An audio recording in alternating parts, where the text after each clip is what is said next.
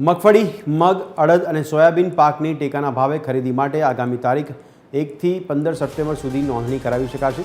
ઈ-ગ્રામ કેન્દ્રો ખાતેથી વીસી મારફત ખેડૂતો વિનામૂલ્યે નોંધણી કરાવી શકશે। કપાસ પાકની ટેકાના ભાવે ખરીદી માટે આગામી તારીખ 1 થી 30 સપ્ટેમ્બર સુધી નોંધણી કરાવી શકાશે। કપાસ પકવતા ખેડૂતો કપાસ કિસાન એપ્લિકેશનના માધ્યમથી જાતે જ નોંધણી કરાવી શકશે।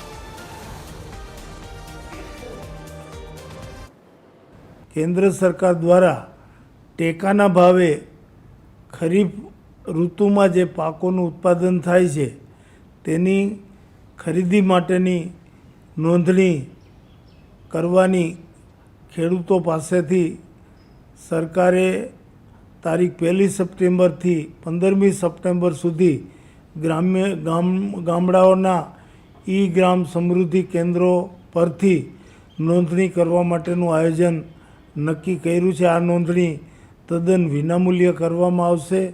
મગ, અડદ, મગફળી અને સોયાબીનના પાકો માટે જે ખેડૂતો ટેકાના ભાવે વેચવા માંગતા હોય તેવા ખેડૂતોએ આ નોંધણી કરવી ફરજિયાત રહેશે।